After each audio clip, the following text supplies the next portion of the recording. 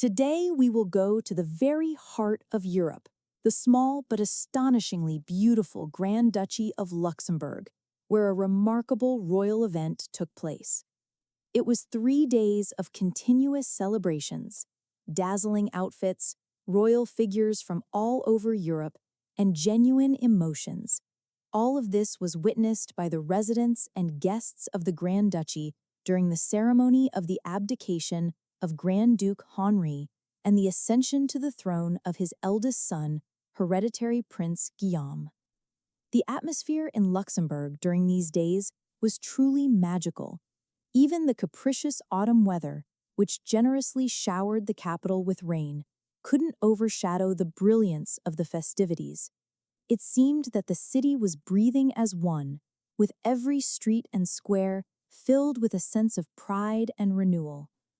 The final chord of the 3-day celebrations was the Sunday Te Deum Mass at the Notre-Dame Cathedral of Luxembourg, the majestic 17th-century church, a symbol of spirituality and tradition. The red carpet laid at the entrance and the ceremonial decorations created an atmosphere of special solemnity. The ceremony began at 11 o'clock in the morning, led by Cardinal Jean-Claude Hollerich. The name Te Deum comes from the Latin expression Te Deum, which is a special liturgical hymn of the Catholic Church, sung during the most significant moments in a nation's history as an expression of gratitude and a blessing for the future. For the Sunday Mass, the newly appointed Grand Duchess Stephanie chose an elegant fuchsia-colored dress with a flowing silhouette and a V-neck. The classic cut, the flawless drape of the fabric, and the long sleeves, adorned with exquisite floral details, gave the outfit a refined femininity. The matching belt with applique highlighted her waist, creating harmony and lightness. But the true highlight of the ensemble was the wide-brimmed hat in the same shade as the dress, an element that seemed to be created specially for royal ceremonies. The look was completed with matching fuchsia pumps and a champagne-colored metallic clutch.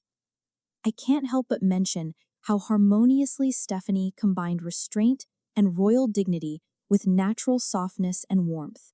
Her poise, her smile, everything that day spoke of a new role, accepted with love and a deep sense of responsibility. Despite the torrential rain, Stephanie's bright fuchsia outfit seemed to shine against the gray sky. In one of the most touching moments, Guillaume, showing a rare tenderness for public ceremonies, adjusted his wife's hat before they entered the cathedral. It was a small gesture, but it became a symbol of the unity and mutual support of the new ruling couple. At the head of the procession, of course, walked the 43-year-old Guillaume and the 41-year-old Stephanie, the new Grand Duke and Grand Duchess of Luxembourg. However, observant onlookers noticed the absence of the couple's younger sons, 5-year-old Charles and 2-year-old Francois.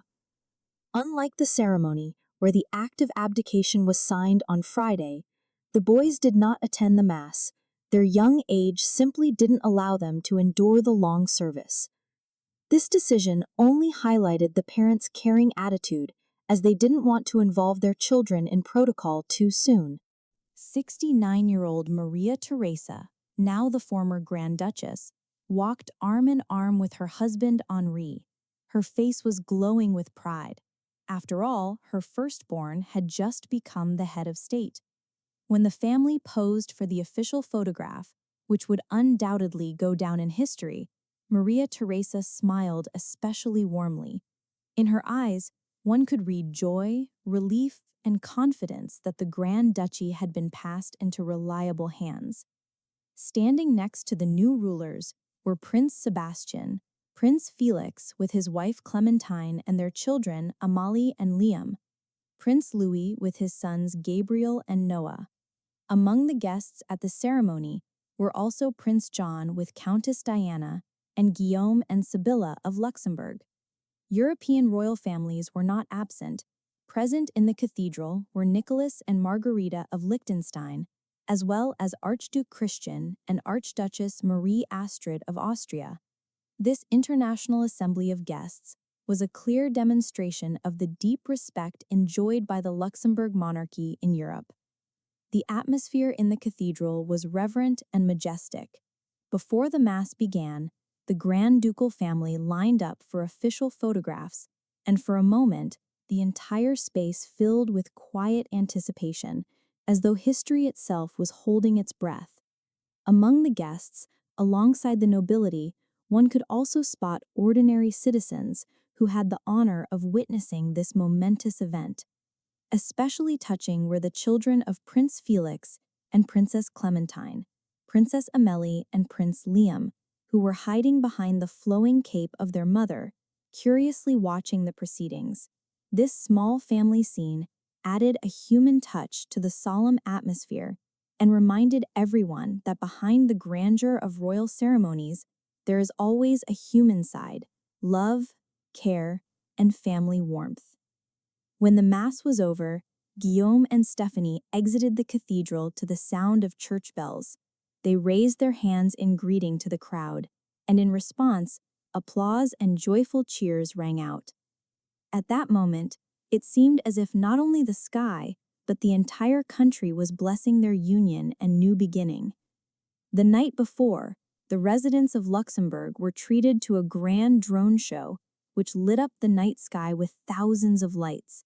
Light figures, the Grand Duchy's coat of arms, the crown, the initials of Guillaume and Stephanie, changed one after another in the air, delighting the spectators. This modern performance became a symbol of how Luxembourg blends tradition with innovation, connecting the past with the future. Over the course of 3 days, from Friday to Sunday, the small Grand Duchy was completely transformed, becoming the center of attention for the world's media. The official ceremony of Grand Duke Henri's abdication and the proclamation of his son as the new ruler, the ceremonial dinner with European nobility, festive events throughout the country, and finally the Te Deum Mass, all these events will undoubtedly remain in the memory of Luxembourgers as some of the most significant moments in the country's recent history. The triumphant ascension of Guillaume and Stephanie to the throne became not just a generational shift within the royal family, it symbolized renewal, adherence to traditions, and the resilience of a country that has managed to preserve its monarchical succession in the modern world. Luxembourg showed the world that the true strength of a small state lies in its unity, dignity, and ability to gratefully embrace the past while looking toward the future. And perhaps it was during these 3 days that Luxembourg once again proved that greatness is not always measured by the size of the territory. Sometimes it lives in the hearts of people who know how to celebrate the history of their nation.